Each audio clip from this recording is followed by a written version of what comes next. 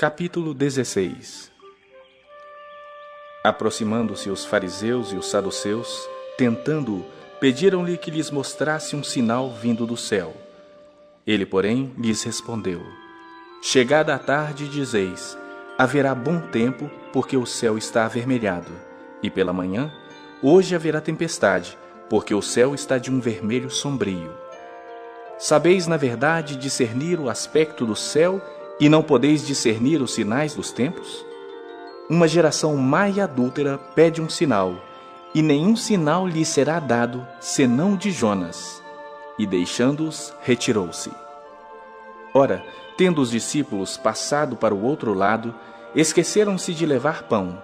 E Jesus lhes disse: Vede e acautelai-vos do fermento dos fariseus e dos saduceus. Eles, porém, discorriam entre si, dizendo: É porque não trouxemos pão. Percebendo-o Jesus, disse: Por que discorreis entre vós, homens de pequena fé, sobre o não terdes pão? Não compreendeis ainda, nem vos lembrais dos 5 pães para os 5.000 homens, e de quantos cestos tomastes? Nem dos 7 pães para os 4.000 homens, e de quantos cestos tomastes? Como não compreendeis que não vos falei a respeito de pães, e sim, acautelai-vos do fermento dos fariseus e dos saduceus? Então entenderam que não lhes dissera que se acautelassem dos fermentos de pães, mas da doutrina dos fariseus e dos saduceus. Indo Jesus para os lados de Cesareia de Filipe, perguntou a seus discípulos: Quem diz o povo ser o Filho do Homem? E eles responderam: Uns dizem João Batista, outros Elias, e outros Jeremias ou alguns dos profetas. Mas vós, continuou ele, quem dizeis que eu sou? Respondendo Simão Pedro, disse: Tu és o Cristo, o Filho do Deus vivo. Então Jesus lhe afirmou: Bem-aventurado és, Simão Barjonas, porque não foi carne e sangue que te revelaram, mas meu Pai que está nos céus.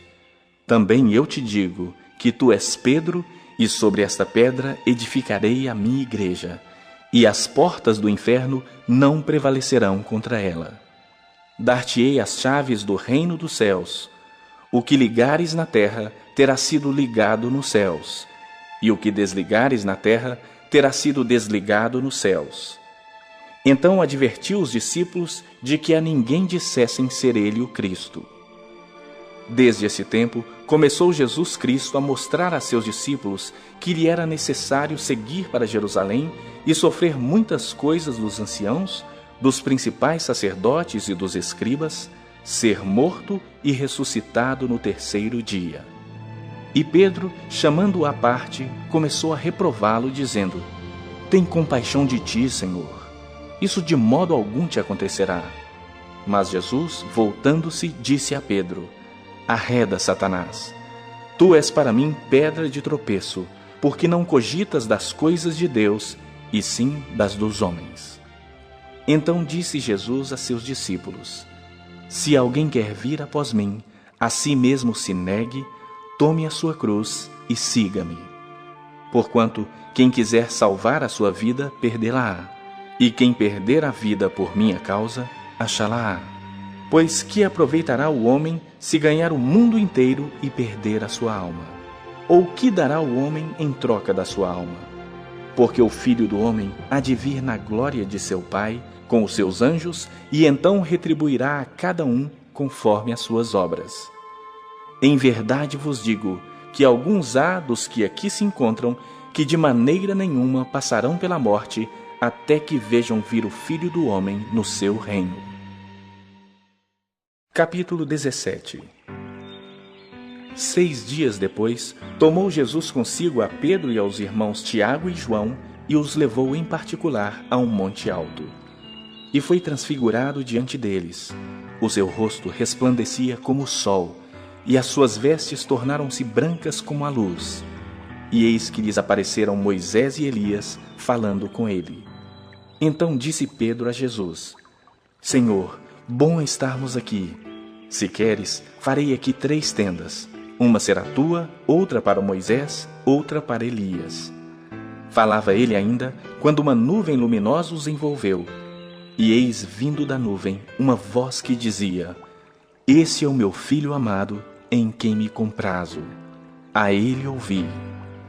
Ouvindo-a, os discípulos caíram de bruços, tomados de grande medo. Aproximando-se deles, tocou-lhes Jesus, dizendo: Erguei-vos e não temais. Então eles, levantando os olhos, a ninguém viram senão Jesus. E descendo eles do monte, ordenou-lhes Jesus: A ninguém conteis a visão, até que o Filho do Homem ressuscite dentre os mortos.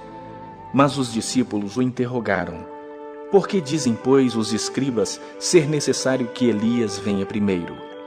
Então Jesus respondeu: De fato, Elias virá e restaurará todas as coisas. Eu, porém, vos declaro que Elias já veio e não o reconheceram. Antes, fizeram com ele tudo quanto quiseram. Assim também o Filho do Homem há de padecer nas mãos deles. Então os discípulos entenderam que lhes falara a respeito de João Batista. E quando chegaram para junto da multidão, aproximou-se dele um homem que se ajoelhou e disse: Senhor, compadece-te de meu filho, porque é lunático e sofre muito, pois muitas vezes cai no fogo e outras muitas na água. Apresentei-o a teus discípulos, mas eles não puderam curá-lo. Jesus exclamou: Ó geração incrédula e perversa, até quando estarei convosco? Até quando vos sofrerei? Trazei-me aqui o menino. E Jesus repreendeu o demônio, e este saiu do menino, e desde aquela hora ficou o menino curado. Então, os discípulos, aproximando-se de Jesus, perguntaram em particular: Por que motivo não pudemos nós expulsá-lo? E ele lhes respondeu: Por causa da pequenez da vossa fé. Pois em verdade vos digo que se tiverdes fé como um grão de mostarda, direis a este monte: Passa daqui para acolá, e ele passará. Nada vos será impossível. Mas esta casta não se expele senão por meio de oração e jejum.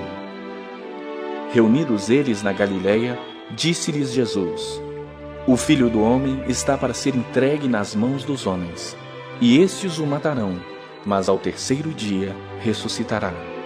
Então os discípulos se entristeceram grandemente. Tendo eles chegado a Cafarnaum, dirigiram-se a Pedro os que cobravam o imposto das 2 dracmas e perguntaram: Não paga o vosso mestre as 2 dracmas? Sim, respondeu ele.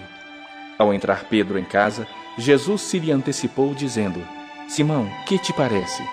De quem cobram os reis da terra impostos ou tributo? Dos seus filhos ou dos estranhos? Respondendo Pedro: Dos estranhos, Jesus lhe disse: Logo estão isentos os filhos. Mas para que não os escandalizemos, vai ao mar, lança o anzol, e o primeiro peixe que fisgar, tira-o, e abrindo-lhe a boca, acharás um estáter.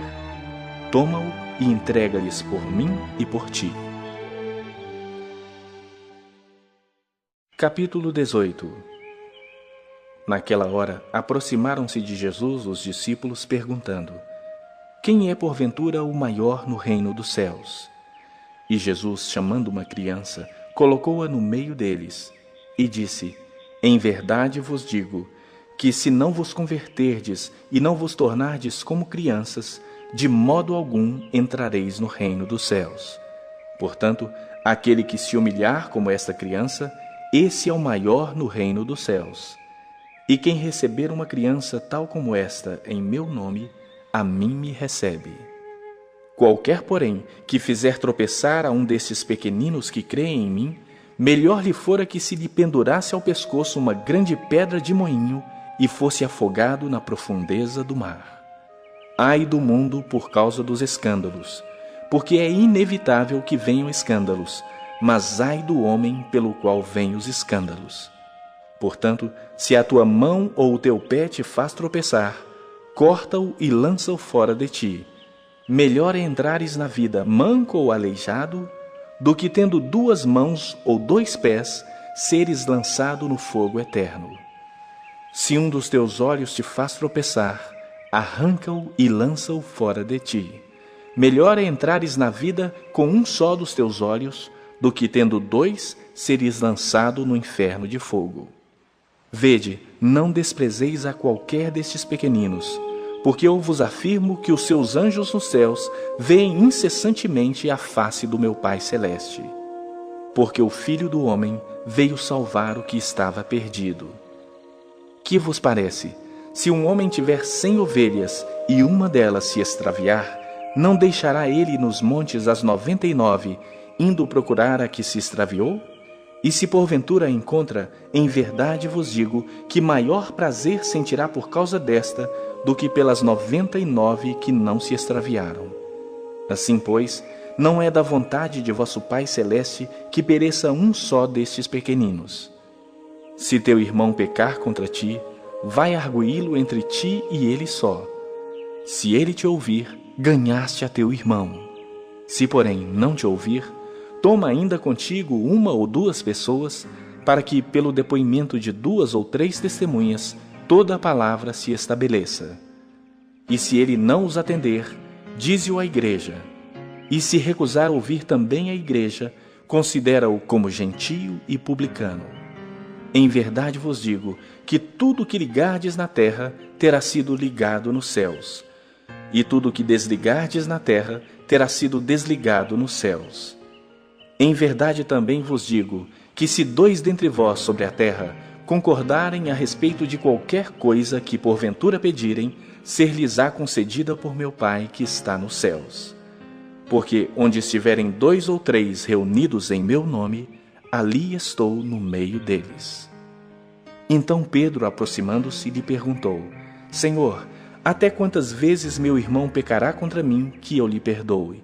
Até 7 vezes? Respondeu-lhe Jesus: Não te digo que até 7 vezes, mas até 70 vezes 7.